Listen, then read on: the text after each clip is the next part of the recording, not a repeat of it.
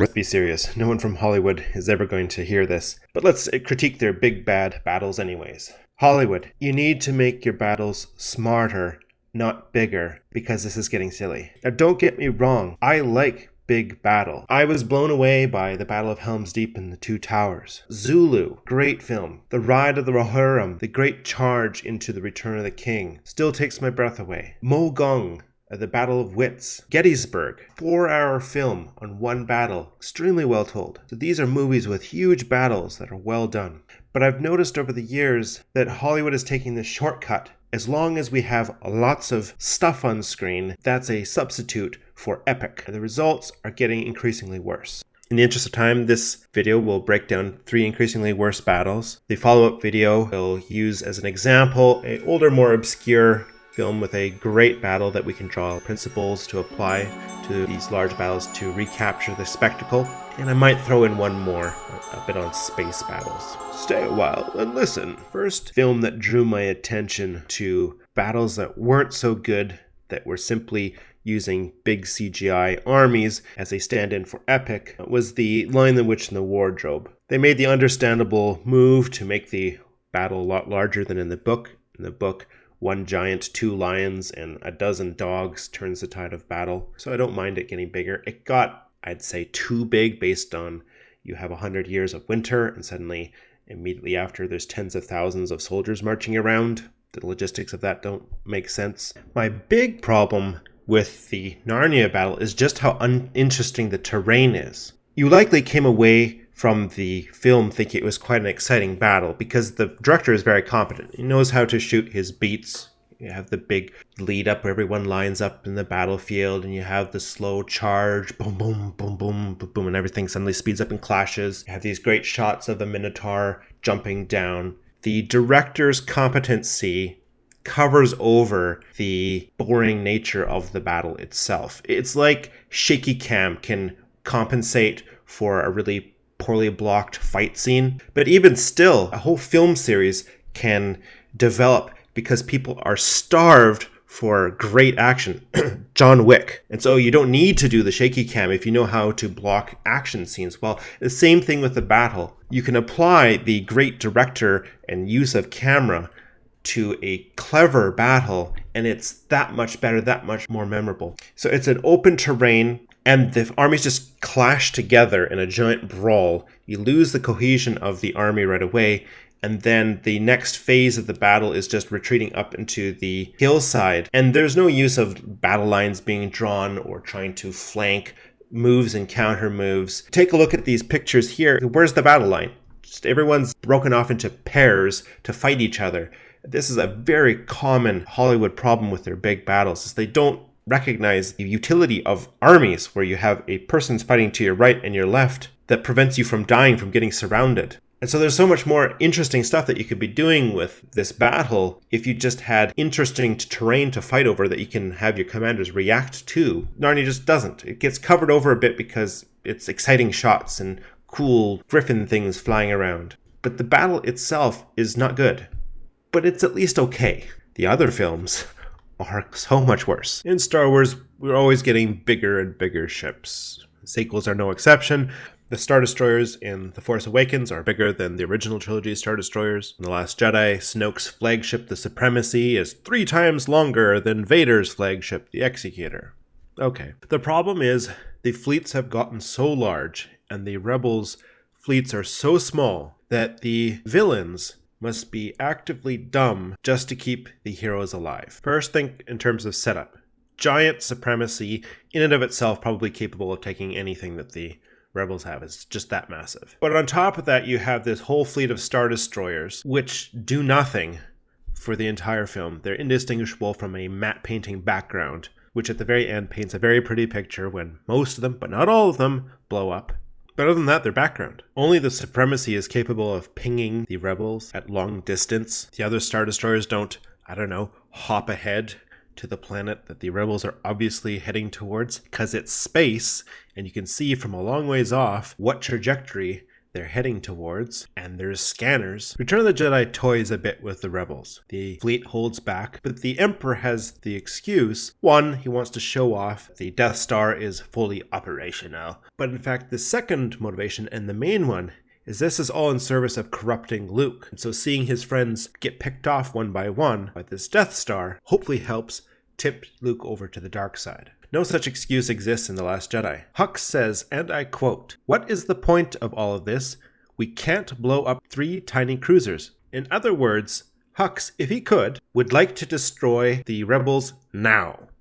Right now. That's what that quotation suggests his motivation is. That's what the writer is telling us. But he is not allowed to do anything to fulfill that motivation, because if he did, the heroes would die. And there would be no movie. It'd end at the hour mark. Like very simple things, like taking half of those Star Destroyers that are doing nothing and jumping ahead to cut off the rebels. Or if you can't do micro jumps, then jumping away and then jumping back. Again, you can see trajectory, which direction they're going, because its space is all open. Worse still, and why you get these diminishing returns when the enemy is so overwhelmingly powerful, is the Empire was about to win. 4 TIE fighters are launched, led by Kylo Ren. And those 4 TIE fighters destroy the bridge of the biggest rebel ship and then destroy the hangar, wiping out all the protective fighters. There is no fighter screen. The rebels are dead to rights. We have just seen 4 TIE fighters catch up with the rebels, and 4 did all that.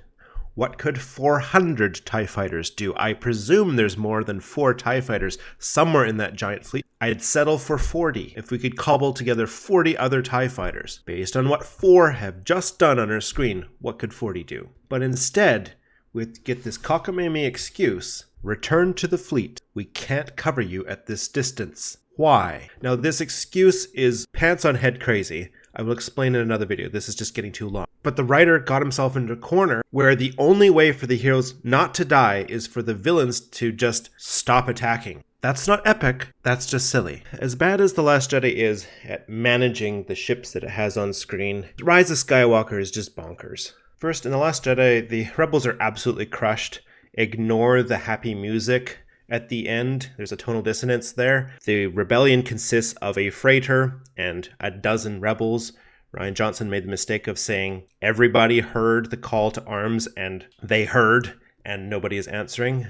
That means that's the rebellion. That's what we're stuck with. Therefore, Space Stalin 1, realistically, we should have to jump 40 years ahead until the Empire starts crumbling and maybe Galactic Gorbachev starts taking over, and then the rebels might have a snowball's chance in hell of defeating something, anything, but we get Rise of Skywalker instead. And Rise of Skywalker decides to double down on the number of ships that are out there. There's like this inverse relationship between the less territory you control, the more ships you can build. So in this one icy planet, there's this giant fleet that's been created separate from everybody else. I don't know, maybe that Sith choir has a summoning spell. They're just magicking a bunch of ships into existence. I don't know. Very little in Rise of Skywalker makes sense. You have one freighter against the First Order fleet, and then you have that same freighter against an even bigger fleet.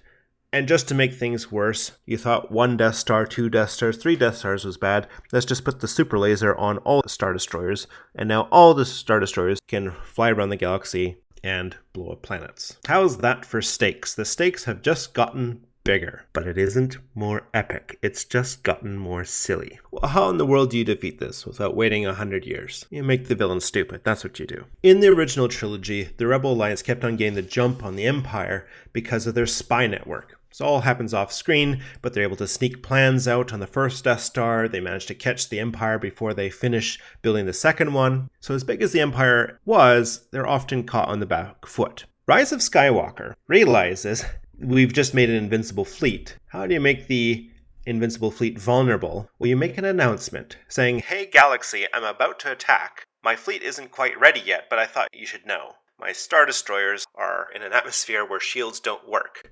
Convenient. This is what we call a plot contrivance. And oh man, does the sequel trilogy have a lot of them. If the Emperor had any cleverness, he would have kept his fleet in secret until he was blowing up planets, like the Empire in the original trilogy. This is not genius stuff I'm coming up with. This is just pointing back to what George Lucas already came up with. So now we have a giant fleet, as far as the eye can see, none of which have shields, but they just need to get out of atmosphere, and then they have shields again. Well, how do we stop that from happening? None of their ships know how to fly up. Genius. So now we need to create a singular object that the heroes can destroy, a single tower on one of the ships of this giant fleet.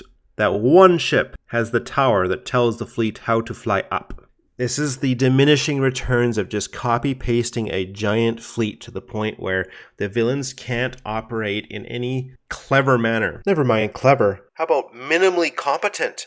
Or competent at all? They just have to stop doing things. Stop knowing how to fly their ships up for the heroes to have any chance at fighting against these overwhelming odds. This isn't epic. And where do you go from here? Horses riding on top of spaceships, sure, whatever. We've reached peak copy-paste equals big and epic. But your scientists were so preoccupied with whether or not they could, they didn't stop to think if they should.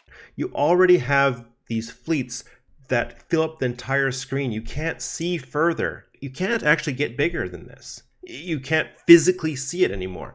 So how do you make greater spectacle? And I'm not against spectacle. My problem is things have gotten so crazy, it's not spectacular anymore. It's silly. How do you recapture the spectacle? It's not by going even bigger. We've pretty much maxed it out.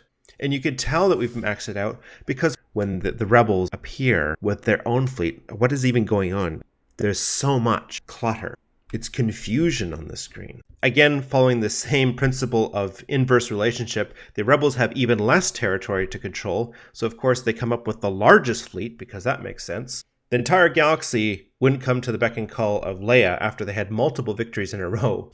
Lando is a wizard. He managed to conjure up this fleet out of nowhere. Because why? Well, it's the end of the film and it's time to have a giant battle. So to hell with foreshadowing, just make fleets. That's epic. We have clearly reached the limit on just making bigger is better. Bigger is not better. You've got to go smarter. And so in my next video, I'm going to analyze a small battle in the Last Valley to draw out some ideas on how to make our battles just a little smarter. It won't be exhaustive, but at least be a bit better than what we've been seeing as of late. So join me next time and read some books. Really good.